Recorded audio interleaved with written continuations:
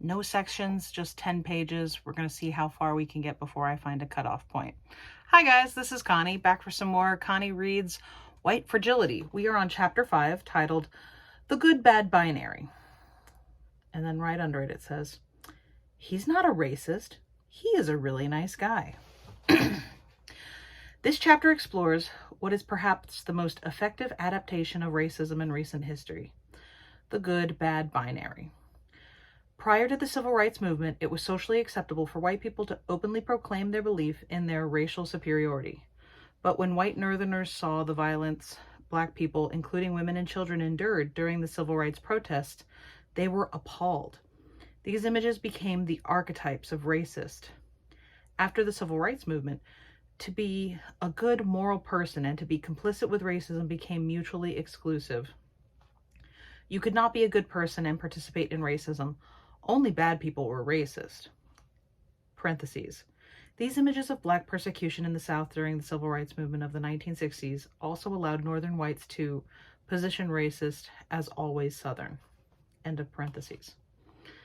To accomplish this adaptation, racism first needed to be reduced to simple, isolated, and extreme acts of prejudice.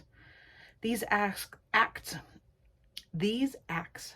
must be intentional, malicious, and based on conscious dislike of someone because of race. Racist were those white people in the South smiling and picnicking at the base of lynching trees. Store owners posting whites-only signs over the drinking fountains, and good old boys beating innocent children such as Emmett Till to death. In other words, racists were mean, ignorant, old, uneducated Southern whites. Nice people, well-intended people, open-minded middle-class people, people raised in the enlightened North could not be racist. Oh, and there's a graph. Feel free to pause. I'm hopefully going to get onto it so that it can actually, please be in camera view. There we go. That's close. Not quite. Anywho, on the left it says racist equals bad, and under that is a list of words: ignorant, bigoted, prejudiced, mean-spirited, old, Southern. The next list says not racist equals good: progressive, educated, open-minded, well-intentioned, young, Northern. While making racism bad seems like a positive change, we have to look at how this functions in practice. Within this paradigm, to suggest that I am racist is to deliver a deep moral blow, a kind of character assassination. Having received this blow, I must defend my character, and that is where all my energy will go, to deflecting the charge rather than reflecting on my behavior. In this way, the good-bad binary makes it nearly impossible to talk to white people about racism, what it is, how it shapes all of us, and the inevitable ways that we are conditioned to participate in it. If we cannot discuss these dynamics or see ourselves within them, we cannot stop participating in racism. The good-bad binary make it effectively impossible for the average white person to understand, much less interrupt, racism. As African-American scholar and filmmaker, I'm totally going to butcher this name and I apologize right now. Omowale Akintunde, I hope I said that right, Akintunde, says, quote, racism is a systemic, societal, institutional, omnipresent, and epistemologically embedded phenomenon that pervades every vestige of our reality. For most whites, however, racism is like murder. The concept exists, but someone has to commit it in order for it to happen. This limited view of such a multi-layered syndrome cultivates the sinister nature of racism and, in fact, perpetuates racist phenomena rather than eradicates them. The good-bad frame is a false dichotomy. All people hold prejudices, especially across racial lines in a society deeply divided by race. I can be told that everyone is equal by my parents. I can have friends of color, and I may not tell racist jokes. Yet I am still affected by the forces of racism as a member of a society in which racism is the bedrock. I will still be seen as white, treated as white, and experience life as a white person. My identity, personality, interest, and investments will develop from a white perspective. I will have a white worldview and a white frame of reference. In a society in which race clearly matters, our race profoundly shapes us. If we want to challenge this construct, we must make an honest accounting of how it is manifest in our own lives and in the society around us.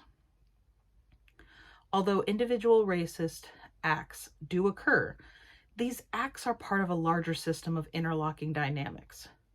The focus on individual incidences masks the personal, interpersonal, cultural, historical, and structural analysis that is necessary to challenge this larger system. The simplistic idea that racism is limited to individual intentional acts committed by unkind people is at the root of virtually all white defensiveness on this topic. To move beyond defensiveness, we have to let go of this common belief. The good-bad binary certainly obscures the structural nature of racism and makes it difficult for us to see or understand. Equally problematic is the impact of such a worldview on our actions. If, as a white person, I conceptualize racism as a binary and I place myself on the not racist side, what further action is required of me? No action is required because I am not a racist. Therefore, racism is not my problem. It doesn't concern me, and there is nothing further I need to do. This worldview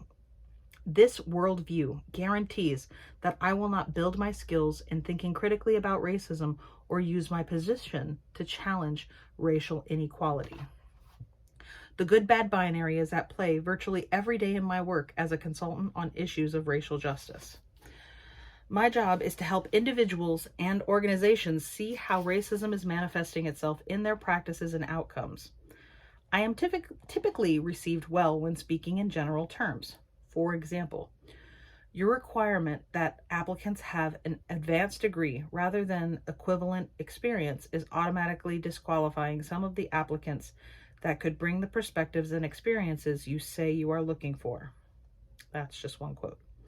Yet, when I point out a concrete moment in the room in which someone's racism is manifesting itself, white fragility erupts. For example, I was working with a group of educators who had been meeting regularly for at least 8 sessions. The group was composed of the equity teams for a public school system, self-selected by people who wanted to support equity efforts in their schools. I had just finished an hour-long presentation titled, quote, "Seeing the Water, Whiteness in Daily Life," unquote. This presentation is designed to make visible the relentless messages. Okay. I'm having a hard time reading. Problematic. This presentation is designed to make visible the relentless messages of white superiority and the resulting and inevitable internalization of these messages for white people. The room appeared to be with me, open and receptive, with many nodding along in agreement. Then a white teacher raised her hand and told a story about an interaction she had as she drove alongside a group of parents protesting the achievement gap in her school. She then proceeded to imitate one mother in particular who offended her. "You don't understand our children," this mother had called out to her as she drove by. By the stereotypical way that the white teacher imitated the mother, we all knew that the mother was Black. The room seemed to collectively hold its breath at her imitation, which was bordering on racial mockery. While the teacher's concluding point was that, on reflection, she came to realize that the mother was right and that she really didn't understand children of color, the emotional thrust of the story was her umbrage at the mother for making this assumption. For the room, the emotional impact was on her stereotypical imitation of an angry Black woman. As this story came to a close, I had a decision to make. Should I act with integrity and point out what was racially problematic about the story? After all, making racism visible was literally what I had been hired to do. Further, several African American teachers in the room had certainly noticed the reinforcement of a racist stereotype. To not intervene would be, yet again, another white person choosing to protect white feelings rather than interrupt racism. A white person who billed herself as a racial justice consultant, no less. Yet, I would be taking the risk of losing the group, given the likelihood that the woman would become defensive and shut down, and the room would split into those who thought I had mistreated her and those who didn't. I decided to do what would retain my moral and professional integrity and serve as a model for other white people. As diplomatically as possible, I said, I understand that you gained valuable insight from that interaction, and I thank you for sharing that insight with us. And I am going to ask you to consider not telling that story in that way again. When she immediately began to protest, I interrupted her to continue. I am offering you a teachable moment, I said. I am only asking you to try to listen with openness. I then laid out what was racially problematic about how she told the story and offered her a way to share her learning without reinforcing racist stereotypes. For the same story could easily be told and the same conclusions drawn without the racially charged imitation of the mother. She defensively interrupted me several times, but eventually appeared to be listening. Shortly after this intervention, we took a break. Several African American teachers came up to thank me. As I did, one white teacher who found my intervention a refreshing and much needed example of how to break with white solidarity. Several white people also approached to let me know how upset the teacher was and that she was quitting the group. Thus is the power of the good-bad binary and how it informs white fragility. Even a white person on an equity team participating in a class based on the premise that racism is structured into our society and that white complicity is an inevitable result could not handle feedback on how her racism was unintentionally manifesting itself. If you are white and have ever been challenged to look at your own racism, perhaps you told a problematic joke or made a prejudiced assumption, and someone brought it to your attention. It is common to feel defensive. If you believe that you are being told you are a bad person, all your energy is likely going toward denying this possibility and invalidating the messenger, rather than trying to understand why what you said or done is harmful. You will probably respond with white fragility, but unfortunately, white fragility can only protect the problematic behavior you feel so defensive about. It does not demonstrate that you are an open person who has no problematic racial behavior. I think that's a good place to end for part 1, wherever this is. Be careful with that and enjoy. Please and thank you. And I will see you for the next section of chapter 5 next time. Have a great day.